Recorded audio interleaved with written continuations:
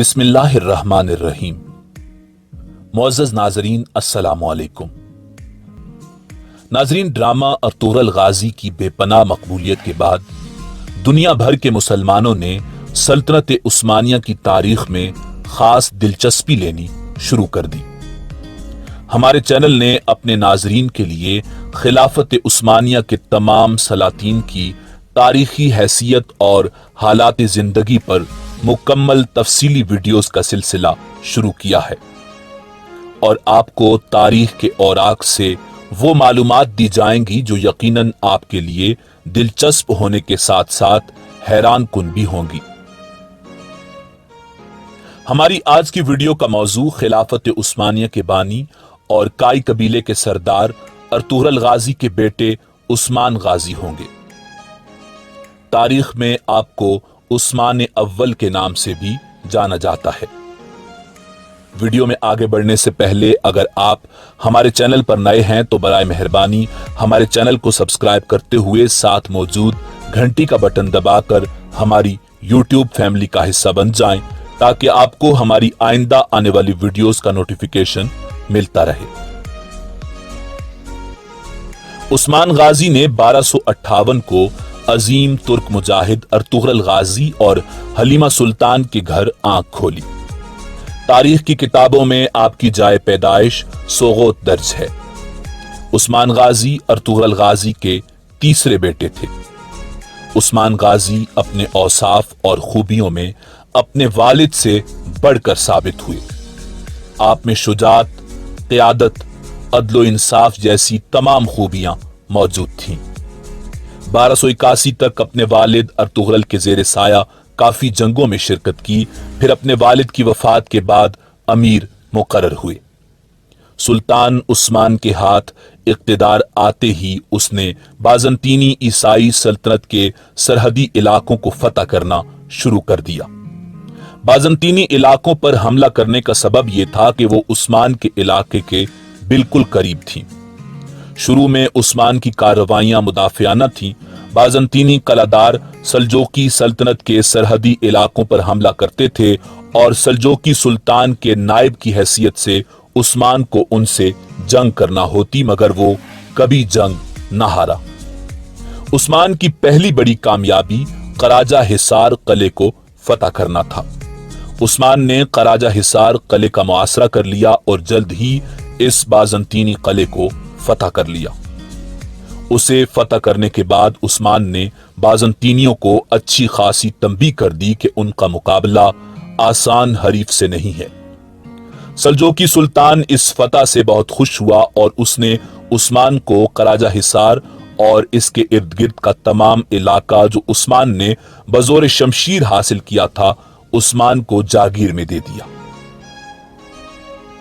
उस्मान को इस इलाके में अपना सिक्का जारी करने की इजाजत दे दी गई।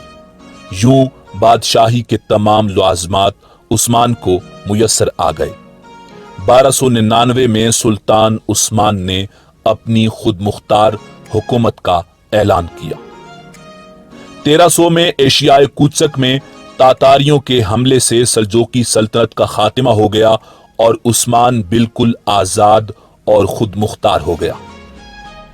इसके बाद उस्मान ने तमाम फतूहात एक खुद मुख्तार हुक्मरान की तरह की। सुल्तान उस्मान गाज़ी का मकसद सिर्फ दीगर रियासतों को फतह करना नहीं था, बल्कि काफी अरसा वो शहरों के इंतजामी मामलात में मसरूफ रहे। हुकूमत के मुख्तलिफ शोबे कायम किए, अवाम की फलाह बहबूद के लिए बहुत काम किया।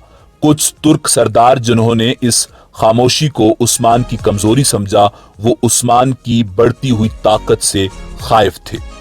उन्होंने उस्मान के मफतूहा इलाकों पर हमले करना शुरू कर दिए।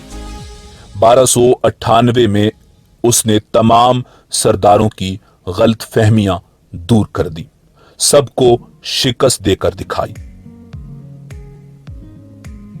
1300 में यनी शहर, जो कि बरोसा का एक शहर था, इसे फतह करके अपनी इस नौजायदा सल्तनत का दारुल हुकूमत बनाया।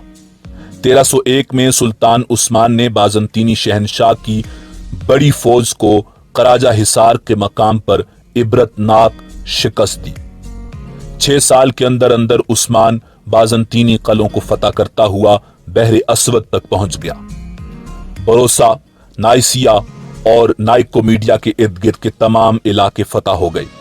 ان تمام شہروں کو بعد میں سلطان اورہان نے فتح کیا تھا۔ ان حالات کو دیکھتے ہوئے بازنطینی شہنشاہ نے تاتاریوں کو اکسایا کہ وہ عثمان پر حملہ کریں۔ تاتاریوں نے عثمان کے مفتوحہ علاقوں پر حملہ کیا۔ اس بار عثمان نے اپنے بیٹے اورہان کو تاتاریوں کا مقابلہ کرنے بھیجا۔ اورہان نے تاتاریوں کو سخت شکست دی۔ یوں بازنطینیوں سمیت سلطان عثمان کے سب دشمنوں کی امیدوں پر پانی پھر گیا۔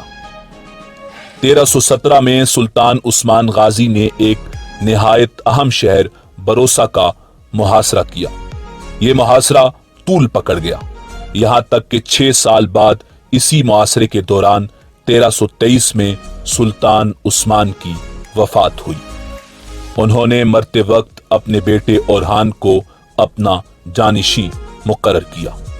سلطان اورہان نے بروسا کا محاصرہ جاری رکھا اور 1326 میں بروسا اورہان کے دور میں فتح ہوا، یعنی بروسا کا محاصرہ تقریباً 10 سال جاری رہا۔ تاریخ میں عثمان غازی کی 2 بیویوں رابعہ بالا خاتون اور مال خاتون کا تذکرہ ملتا ہے۔ عثمان غازی کے 5 بیٹے تھے جن کے نام کچھ یوں ہیں: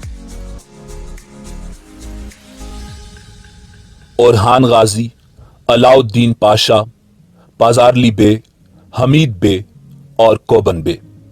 عثمان غازی تصوف کے بھی زیر اثر تھے اور اس وقت کے مشہور درویش شیخ ادبالی کے مرید بھی تھے۔ عثمان کی دینی تربیت میں شیخ ادبالی کا بھی ہاتھ تھا اور عثمان غازی کے ایک خواب کی تعبیر میں شیخ ادبالی نے عثمان غازی کا نکاح اپنی بیٹی بالا خاتون سے کروایا تھا۔ سلطان عثمان کی وفات کے متعلق 2 روایات ہیں۔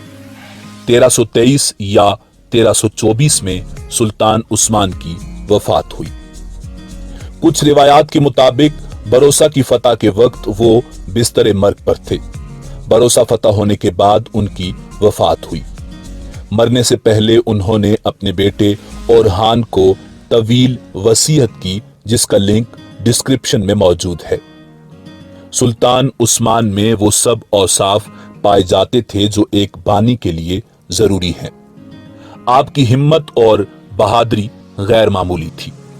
جنگ میں خود اس طرح جذبے سے لڑتے تھے کہ سپاہیوں میں نئی روح پھونک دیتے تھے۔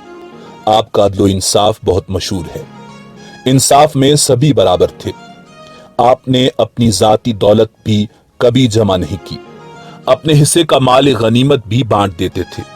آپ کی وفات کے بعد آپ کے مکان میں سے کوئی سونا، رقم وغیرہ نہیں ملی۔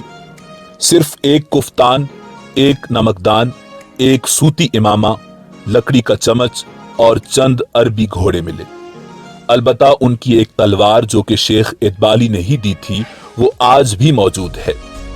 سلطان عثمان کی یہ تلوار ان کے بعد آنے والے ہر سلطان کو دی جاتی تھی اور اس تقریب میں دعا کی جاتی تھی کہ اللہ رب العزت آپ میں بھی عثمان جیسی خوبیاں پیدا کرے۔ عثمان غازی جہاں اپنی بہادری اور شجاعت میں مشہور ہیں، وہیں ان کے ہاتھ اپنے چچا کے خون سے بھی رنگے ہوئے ہیں۔ سلطان عثمان نے اپنے چچا دوندار بے کو خود تیر مار کر ہلاک کیا۔ یہ سلطنت عثمانیہ میں اپنے ہی خاندان کا پہلا قتل تھا۔ دوندار کو اس لیے مارا گیا کیونکہ وہ بازنطینی امراء سے اتحاد کر رہا تھا۔ اس کے علاوہ وہ فوج کے حوصلے بھی پست کر رہا تھا۔ سلطان عثمان کے اجلاس میں وہ دشمن کو طاقتور کہہ کر جنگ نہ کرنے کا مشورہ دیتا تھا۔ ہمیں آج کے لحاظ سے یہ قتل بہت معیوب نظر آئے گا، مگر اس دور کے لحاظ سے یہ معمولی واقعہ تھا۔ سلطان عثمان نے اپنے ابتدائی دور میں ایک مسجد بھی بنوائی جو سلطنت عثمانیہ کی پہلی مسجد ہے۔ ناظرین، یہ تھا عثمان غازی، جس کی قائم کردہ سلطنت عثمانیہ کی حکومت 3 بر اعظموں پر قائم تھی اور ایک خانہ بدوش قبیلے نے 600 سال تک موجودہ دنیا کے 50 ممالک پر حکومت کی تھی۔ اسی امید کے ساتھ آپ سے اجازت چاہیں گے کہ آپ کو ہماری آج کی ویڈیو پسند آئی ہوگی۔ ملتے ہیں بہت جلد اگلی ویڈیو میں ایک نئی تاریخی شخصیت، ایک نئے سلطان کے ساتھ۔ تب تک کے لیے اللہ آپ کا حامی و ناصر ہو۔